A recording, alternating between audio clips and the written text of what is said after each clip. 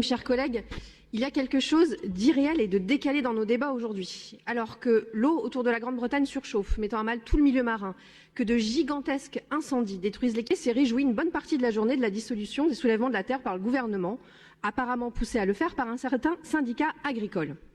Et prend un temps de parole et une énergie folle à insulter les écologistes et les citoyens, dont des paysans mobilisés. L'histoire jugera. Mes chers collègues, vous perdez votre temps car on ne dissout pas un soulèvement. Pourtant, du temps, vous n'arrêtez pas d'en demander pour agir. Or, non, nous n'en avons pas. Entendez les demandes et les alertes, y compris des scientifiques. Les irresponsables aujourd'hui sont ceux qui choisissent de ne pas planifier écologiquement notre agriculture. Nous devons la sortir d'un engrenage qui rend les sols incultivables, les aliments toxiques, qui épuisent nos réserves d'eau.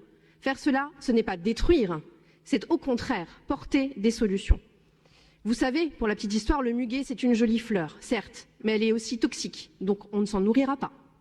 Alors oui, il va falloir recentrer l'usage de l'eau pour nous nourrir et le faire bien avec les paysans. Dans une démocratie libérale, dans un état de droit, toute violence est par définition illégitime et elle doit être combattue, dénoncée et traitée pour ce qu'elle est vraiment, une dérive totalitaire.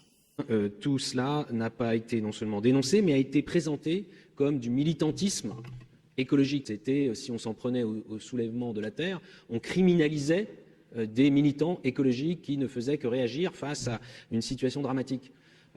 Eh bien non.